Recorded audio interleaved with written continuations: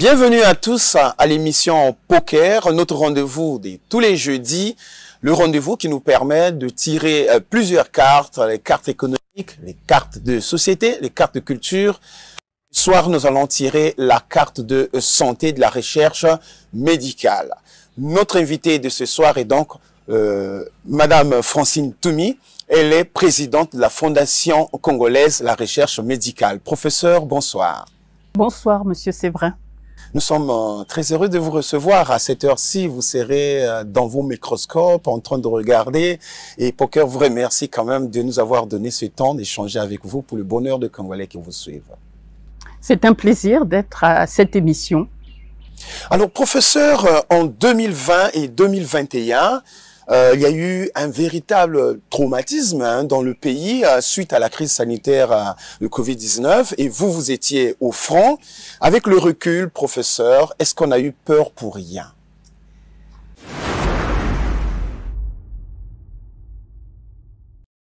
Nous n'avons pas eu peur pour rien parce que nous avons tiré des leçons de cette crise. Les frontières ont été fermées, chaque pays a été confronté à sa réalité et donc nous avons appris à travailler, à mieux travailler ensemble.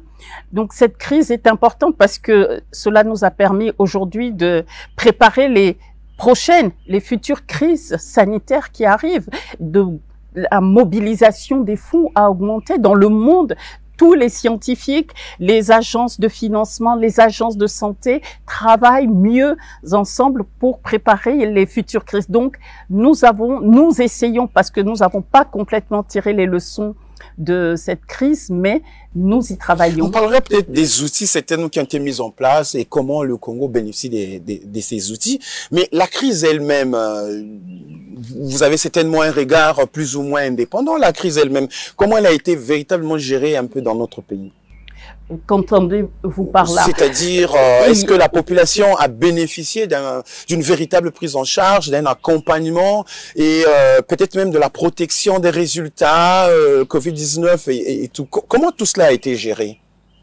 Alors, avec le recul, je dirais que... Et un regard indépendant. Oui, je dirais que la crise a été bien gérée en tenant compte des connaissances que l'on avait à ce moment-là. Et donc, en ce qui concerne la Fondation congolaise pour la recherche médicale, elle a été impliquée dans le comité de réponse à la Covid-19. Donc, c'était important pour nous d'avoir... C'était pas une coquille vide? Non, c'était l'aspect recherche, non. Parce que c'était... quand vous parlez de coquille vide, ça dépend du regard que vous portez. Est-ce que vous influencez à l'époque les décisions politiques? Alors, le comité scientifique. Alors là, vous avez raison, je verrai deux directions. Au niveau, je reprends de la Fondation congolaise pour la recherche médicale, nous étions dans ce comité, mais dans le même temps, nous étions au front. Nous avons mis en place beaucoup d'études, nous avons eu beaucoup de résultats que nous avons publiés et nous n'avons jamais autant publié que pendant cette crise sanitaire. Donc, positif. Maintenant, au niveau du pays, est-ce que nos résultats ont été pris en compte par nos autorités? Ma réponse serait non. Pourquoi? Parce que malheureusement, nos systèmes, généralement, attendent beaucoup des validations d'autres organismes avant d'utiliser les résultats des scientifiques locaux. Donc, je donnerai juste l'exemple de l'Afrique du Sud. Le président Cyril Ramaphosa travaillait avec ses scientifiques. Il était en phase directe avec nos collègues d'Afrique du Sud. Donc, il comprenait le séquençage. Il était au fait avant de donner des informations. Nous, on attendait l'OMS. Exactement. Exactement. Donc, c'est peut-être la grosse différence et qu'il faudrait qu'on change. Qu'il faudrait pas, parce que je dis toujours, l'OMS ne conduit pas d'activité de recherche. Ce sont les chercheurs du monde entier qui produisent des résultats que l'OMS utilise pour mettre ses recommandations, pour faire ses analyses. Alors, 4 ans après, professeur, ça a été une grande expérience. Vous-même, vous avez été au front. Lorsque vous regardez la situation du pays aujourd'hui, est-ce qu'on est suffisamment armé pour faire face aux épidémies qui peuvent arriver demain ou après-demain? Actuellement, on parle de Mpox.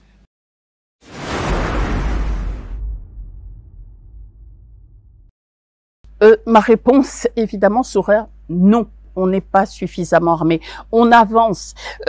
Au Congo, il y a le COUSPE, le Centre d'opération d'urgence de santé pour les urgences de santé publique, le COUSPE, qui est très réactif et là aussi qui a complètement compris que la recherche était importante. Donc là, pour Mpox, par exemple, nous sommes complètement membres de nous participons activement. Mais malheureusement, la préparation veut dire que on doit regarder, surveiller, mener des études même quand il n'y a pas d'épidémie. Mpox, ce sont des épidémies récurrentes au Congo. Donc, ce qui veut dire que le virus est tapis quelque part, est tapis dans notre écosystème. C'est à nous d'essayer de comprendre, de le détecter pour comprendre quelles sont les raisons qui font que soudain, il y a une épidémie et puis cela se calme et une nouvelle épidémie. C'est à nous, scientifiques locaux, de nous préparer, de comprendre, de faire des analyses au niveau environnemental, au niveau des animaux, des populations, de conduire des études de sciences sociales pour comprendre les comportements de nos populations. Pourquoi ça se fait pas malheureusement chez nous? Cela ne se fait pas. Évidemment, le nerf de la guerre, ce sont les moyens financiers. Il n'y en a pas assez pour la recherche scientifique et médicale. Quels sont les moyens financiers qui sont donnés au ministère de la Recherche scientifique? Les pays africains avaient dit qu'ils mettraient 0,2%, 2%, à 15%. Il y a beaucoup d'engagements très intéressants, très médiatiques et qui ne sont pas suivis de faits. Et la réalité, c'est que il y a peu d'investissements dans la recherche, ce qui fait que les scientifiques sont pauvres pour pouvoir apporter les réponses. C'est un drame et on ne peut pas continuer à attendre que nos solutions soient trouvées avec les aides venues de l'extérieur. Ce n'est pas possible. Est-ce que souvent, dans les discussions, dans les plateformes entre autorités et vous, justement, fondations, organismes qui travaillent dans ce sens-là, est-ce que souvent, vous discutez de ces questions ouvertement? Oui, je peux vous dire que oui, parce que je suis dans des comités continentaux. Je suis membre d'un comité qui conseille Jean Kasseya, qui est le directeur général de l'Africa CDC. Je suis dans des comités de l'OMS Afrique. Donc, je suis dans des comités très importants où ce problème est discuté. Et je peux vous assurer que nos autorités au niveau continental ont pleinement conscience. Il y a Afreximbank, qui est une banque africaine qui soutient fortement l'effort continental. Nos autorités au niveau continental réfléchissent à ce qui est plus de fabrication de médicaments et de vaccins sur le continent, leçon tirée de la Covid, où on s'est rendu compte que on devait presque mendier pour avoir des vaccins, des doses de vaccins, et que il serait important qu'on puisse produire des vaccins sur le continent. Est-ce que c'est la même réalité au plan local, au Congo? Vous partez avec vos recherches, vous allez voir le ministre de la Santé pour lui expliquer tout ça? Ou bien les plus hautes autorités, le Premier ministre peut vous recevoir pour discuter de tout cela? Ou on ne sait même pas que vous existez? Alors, vous me provoquez. Je dirais que il y a deux réponses là aussi. Je pense que nos autorités savent que la Fondation congolaise pour la recherche médicale existe. Maintenant, est-ce qu'elle apporte le soutien nécessaire à ces efforts? Est-ce que nos autorités ou le gouvernement, l'État, apporte les fonds nécessaires pour répondre aux besoins de la science? Ma réponse est non, évidemment. La science apparaît toujours comme un luxe, me semble-t-il, dans notre pays, malheureusement. Et d'où il faut qu'on continue ce plaidoyer. Il faut donc qu'on rencontre les autorités pour leur faire comprendre que ce que l'on fait est important et qu'ils ne peuvent pas qu'attendre que les résultats viennent du Nord. S'ils veulent protéger notre population, ils auront besoin de demander la validation des scientifiques locaux. La protection ne viendra pas des scientifiques extérieurs. Donc ça, c'est un plaidoyer que nous menons, mais nous leur disons aussi que nous faisons une recherche de qualité ici. Parce que ce que j'ai constaté, Monsieur Sévra, c'est que beaucoup pensent que ma foi, il n'est pas possible de faire de la recherche de qualité au Congo et que le mot de chercheur, c'est coquille vide. Il n'y a rien de... Plusieurs fois, vous avez sorti des théories de Covid, les différents types de virus chaque fois, mais apparemment, vous n'avez pas été trop suivi hein, un peu dans votre travail. Est-ce que ça vous a frustré à un certain moment? Non, non. Je n'ai pas de frustration parce que malgré l'environnement difficile, je vois qu'il y a une évolution dans le sens positif. Je vois que les jeunes sont de plus en plus attirés par les sciences. Donc, ce qui veut dire que notre action, notre plaidoyer fonctionne.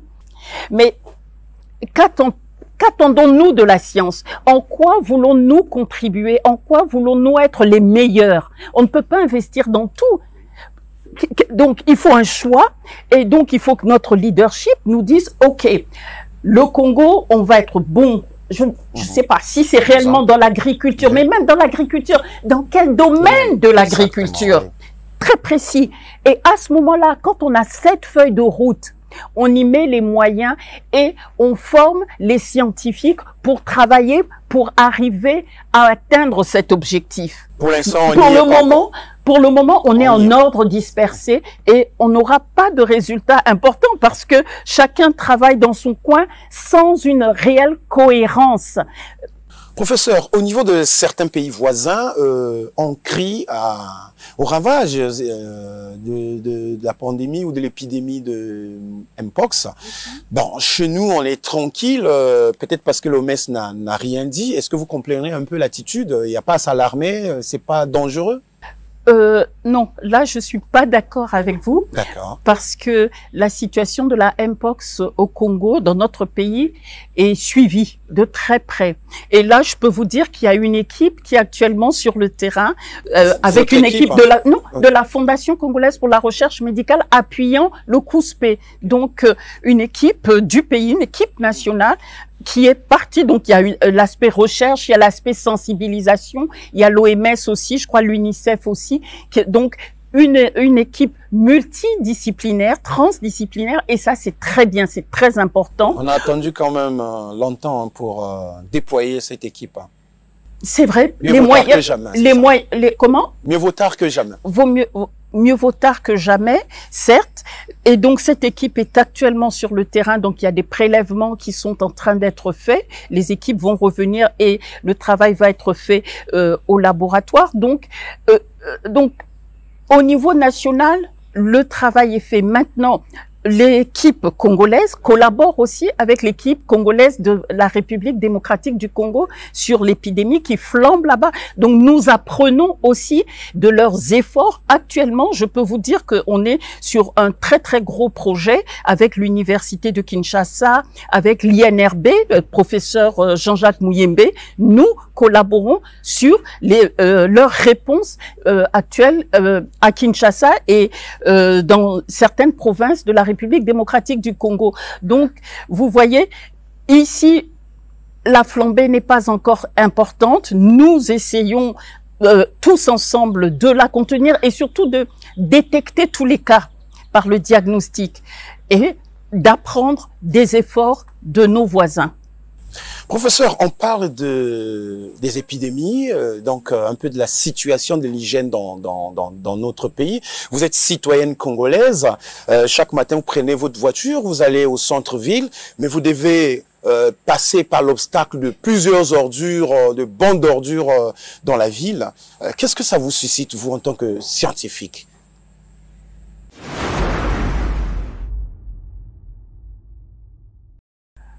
La vérité, beaucoup de tristesse, parce que en tant que citoyenne, voir ma ville sale me révolte. Ensuite, pour nos enfants, en tant que scientifique travaillant dans la santé, je vois les maladies que cette saleté peut, les rats, et on sait combien de maladies sont portées par les rongeurs. Donc, cela m'attriste et m'alerte. Et vous souhaitez que la situation soit réglée rapidement? Mais à votre avis, Monsieur Séverin, bien entendu, je ne comprends même pas qu'on en arrive à une telle situation. Quand on voit les ordures pendant un mois dans la ville, qu'on n'arrive pas à les collecter, ça obstrue la circulation parfois. Et je n'ai pas d'interaction directe avec les maires, donc je ne sais pas quelle est la marge de manœuvre des différentes mairies pour pouvoir apporter des solutions pour assainir nos villes. Donc j'avoue en toute modestie que je n'ai pas les informations qui me permettent d'aller plus loin dans la critique. Toujours est-il que le résultat est désastreux. Toujours est-il que ces autorités sont en train d'exposer la population à de possibles maladies, à de possibles... Une épidémie commence toujours par... sans bruit. Une épidémie commence sans bruit, par un point. Donc, j'ose espérer que nos autorités mesurent la gravité de la situation. Personne ne peut dire qu'il n'a pas vu, qui menace notre santé. Nous espérons tous, parce qu'on parle peut-être d'arriver à Brazzaville très prochainement d'un opérateur turc pour s'occuper de cela, remplacer l'opérateur libanais qui est encore ici à Verda. C'est tellement que ça va aller très rapidement. Professeur, ces dernières années, on vous a vu très engagé dans les questions de sciences pour les femmes. Pourquoi cet intérêt pour les femmes? On va dire pourquoi cette injustice pour les femmes?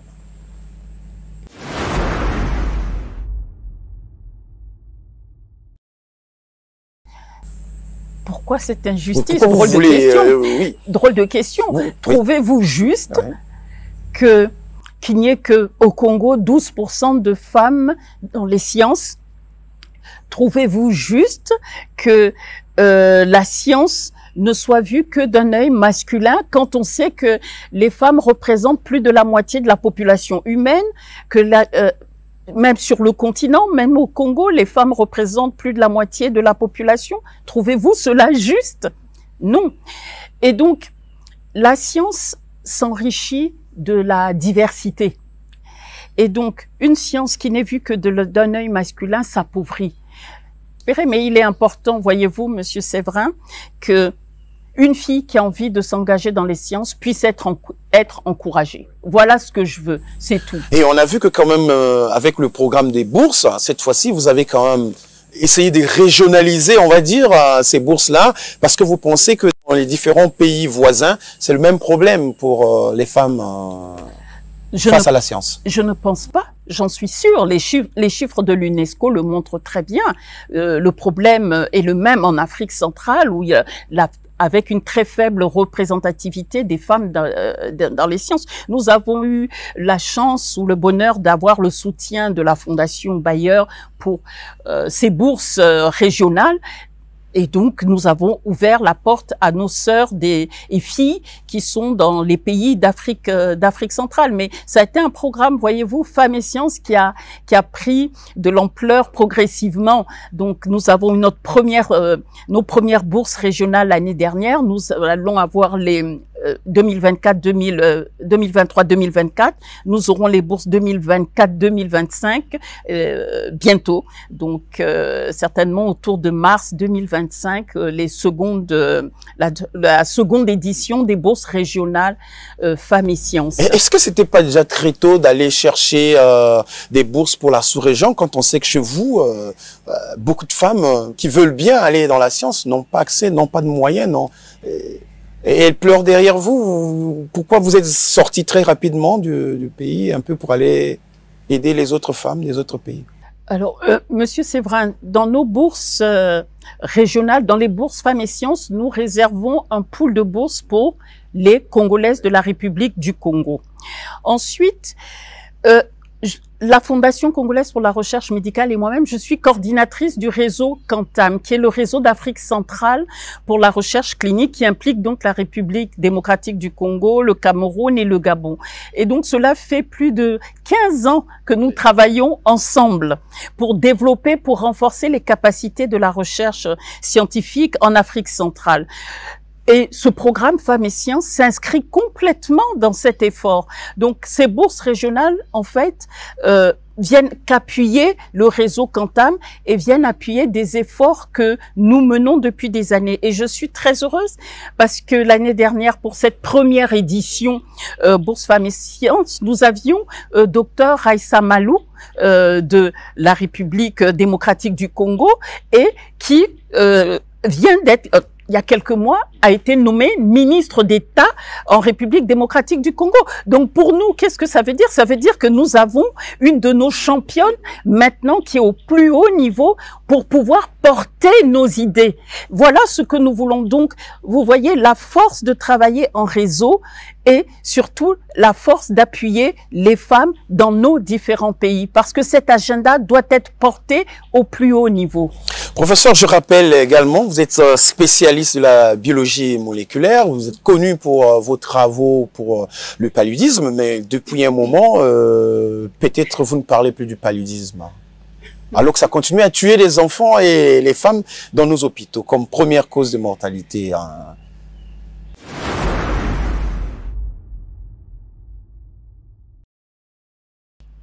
Vous avez raison, Monsieur Séverin, de mentionner cela, parce que j'ai beaucoup travaillé, plus de 20 ans, sur le paludisme, et je continue de travailler sur le paludisme, mais j'ai mis en place à la Fondation une équipe qui travaille sur le paludisme.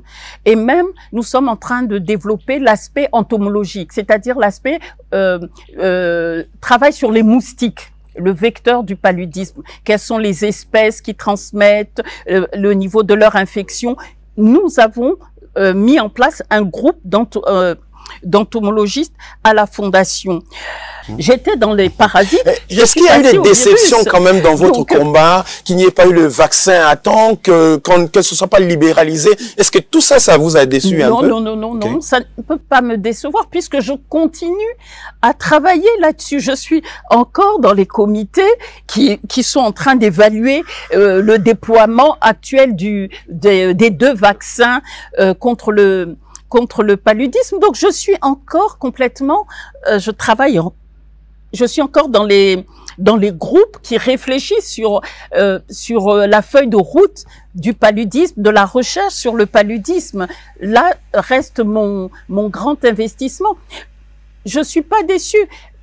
Il faut continuer à travailler pour avoir des vaccins de plus en plus efficaces contre le paludisme. On sait aussi, professeur, que depuis beaucoup d'années, vous avez mis en place cette fondation, donc la Fondation congolaise pour la recherche médicale, qui fait beaucoup de travail. Et vous pensez qu'il est légitime aujourd'hui que l'État reconnaisse cette fondation comme étant un organisme d'utilité publique pour faire un peu plus et certainement bénéficier un peu plus de soutien? Ça traîne un peu? Non, c'est pas que ça traîne un peu, mais pour demander ce statut d'utilité publique, nous voulions prouver que nous servions à quelque chose. Ce n'était pas un cadeau, on n'allait pas demander un cadeau.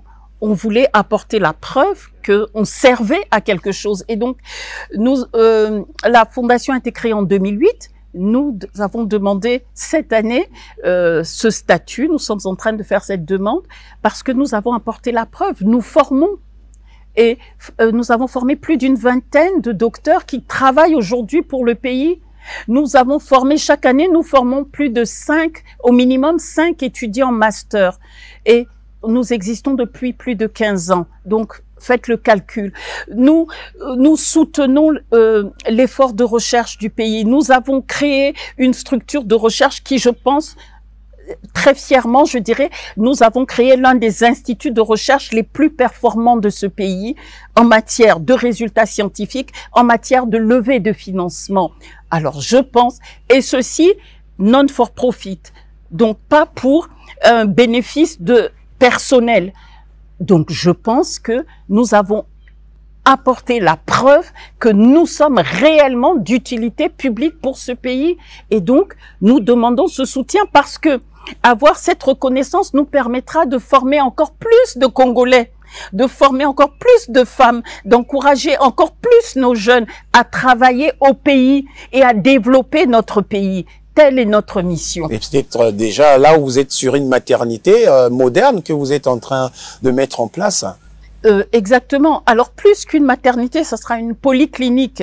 Et nous avons là aussi beaucoup d'ambition pour ce lieu parce que nous voulons faire un lieu justement qui sera ouvert à toute la population et ouvert au monde, où nous espérons faire de la télémédecine pour que nos populations vulnérables aient accès aux meilleurs médecins américains, allemands, français. Donc, nous formulons vraiment des vœux fantastiques pour ce lieu, pour notre population. On sent qu'il y a de plus en plus les ambitions dans ce que vous faites. C'est pour ça peut-être cette année déjà nous avons appris que vous avez fait acte de candidature auprès de l'Union africaine pour aller dans une commission, travailler comme commissaire.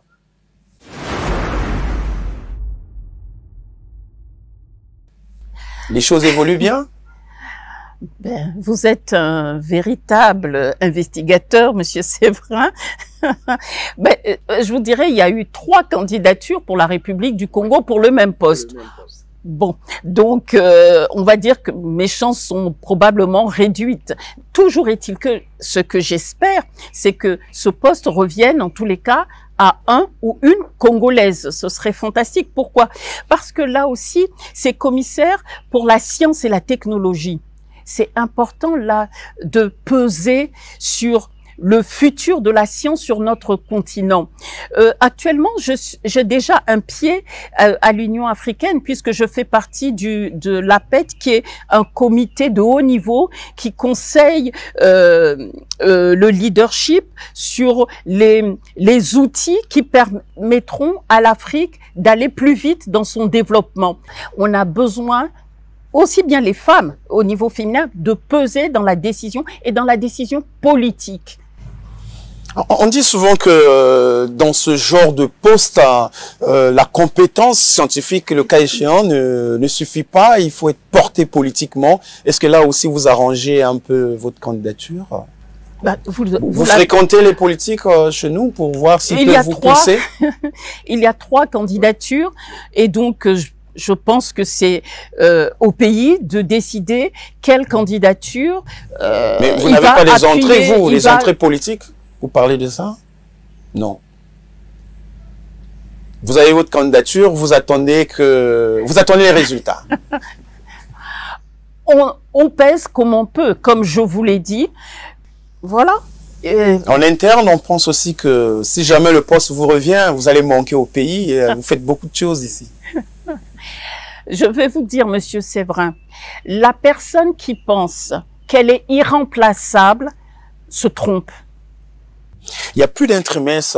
L'UNICEF a fait de vous ambassadrice pour la cause de l'enfant, certainement pour des raisons que l'UNICEF maîtrise bien, donc votre travail sur le terrain. Comment aujourd'hui vous vous sentez dans ce nouveau rôle? C'est un rôle important qui me donne encore plus de responsabilité vis-à-vis de l'enfant. Déjà, j'avais avec la fondation cette mission d'essayer de contribuer à l'amélioration de leur éducation. Mais cette casquette de l'UNICEF, qui est une organisation importante, me donne une plus grande force pour porter leur voix, et la voix de l'enfant a besoin d'être entendue. Donc si je peux aider à la rendre plus audible, si je peux porter à ce que la voix du jeune Congolais et du Congolais le plus vulnérable soit entendue, alors là, je dirais que mon rôle d'ambassadrice aura été un cadeau, parce que c'est ce que je veux. Je veux porter la voix de cet enfant oublié, de cet enfant congolais, ou non congolais, mais qui est sur le sol congolais, de cet enfant oublié. Je veux porter sa voix pour qu'on s'occupe de lui et qu'on le prenne en compte et qu'on pense à son avenir. Voilà ce que je veux porter. Professeur, peut-être que on va aller chercher une dernière carte dans cette émission. Tout à l'heure, vous me disiez que la science, il faut se mettre à plusieurs, travailler et pour avancer. Depuis quelques semaines, vous avez des collègues à l'université Marien Ngouabi qui ne vont plus travailler, qui sont dans une grève, un mouvement, un cycle de grève. On lève, on reprend, on lève, on reprend. Est-ce que vous êtes préoccupé pour l'université Marien Ngouabi, le haut lieu de la recherche scientifique quand même, de voir des collègues en chômage à la maison qui font rien? Je suis préoccupée quand l'avenir de nos jeunes est en ballottage, quand l'avenir de nos jeunes est en suspens. Et donc, quand l'université, comme vous l'avez dit, est le haut lieu de formation de nos élites, et l'université Marien Ngouabi est la plus ancienne université, donc elle a formé beaucoup de cadres de ce pays, si ce n'est la majorité des cadres. Donc, la voir à l'arrêt, bien sûr que ça me préoccupe. J'ai des étudiants à la fondation, nous avons des étudiants qui sont inscrits à l'université Marien Ngouabi, et donc évidemment que cela me préoccupe. Et donc là aussi, pour moi, il est important que leurs revendications soient rapidement prises en compte. C'est des vieux problèmes en plus quand même. Hein? Pour pouvoir permettre que la formation de nos enfants et des futures élites, et pas qu'élites, des futurs dirigeants à tous les niveaux de ce pays puissent reprendre. Donc c'est préoccupant. Et là, je reviens à ce que je vous disais en début de conversation, à savoir que pendant que nos enfants ici sont à l'arrêt, l'enfant chinois, l'enfant américain, l'enfant européen étudie et progresse. Et donc, ma grande crainte est que nos enfants, on ne soit pas en train de fabriquer les futurs esclaves des autres. Parce que malheureusement, l'esclavage dans les années à venir, ce sera pas la traite négrière comme on l'a vu, mais ça sera l'esclavage intellectuel. Ceux qui n'auront pas progressé intellectuellement seront les esclaves. Exactement, exactement. Et je ne souhaite pas que les enfants congolais deviennent les esclaves des autres nations. D'où il faut prendre très au sérieux la formation de nos enfants, très au sérieux l'éducation de nos enfants aujourd'hui. Professeur, peut-être pour terminer, il n'y a pas que l'université aussi où les enfants ne sont pas régulièrement formés parce que les enseignants sont tout le temps en grève, mais il y a aussi des structures sanitaires où on voit les hôpitaux à Pointe-Noire, à Brazzaville, à Oyo, à Ouesso, souvent à l'arrêt, les grèves, même quand on organise les services minimums, ça ne marche pas. Donc, de nombreuses personnes n'ont pas accès à la santé. Vous comprenez ça quand même un peu dans la situation actuelle de notre pays, que les populations n'aient pas accès, ne peuvent pas se soigner? Que les populations n'aient pas accès aux soins, je ne le comprendrai jamais. Non, c'est pas quelque chose que je comprends. Alors, la question qu'il faut se poser, c'est pourquoi ce personnel de santé, ce personnel qui a mis toute son énergie pour le bien de la population, travailler dans le domaine de la santé, ça veut dire qu'on aime l'homme. Et tous ces personnels sont des personnes qui aiment l'humain.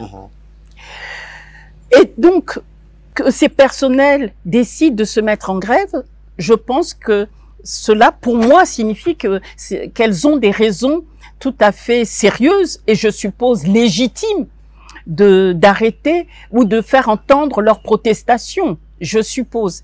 Donc, la seule chose que je peux dire, c'est que il faudrait les écouter et réagir très rapidement parce que, encore une fois, l'accès aux soins est un droit de la population. La population a le droit, doit être soignée immédiatement quand elle en a le besoin. Et donc, il faut que là, encore une fois, nos autorités prennent leurs responsabilités et trouvent des solutions et que la population puisse avoir accès aux soins qu'elle mérite.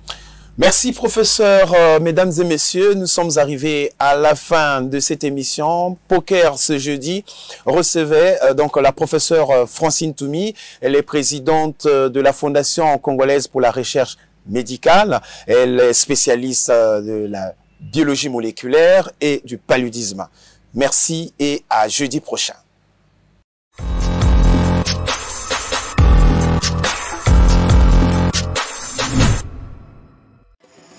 Pour toute participation à l'émission Poker, nous contactez par WhatsApp au 06 661 00 60.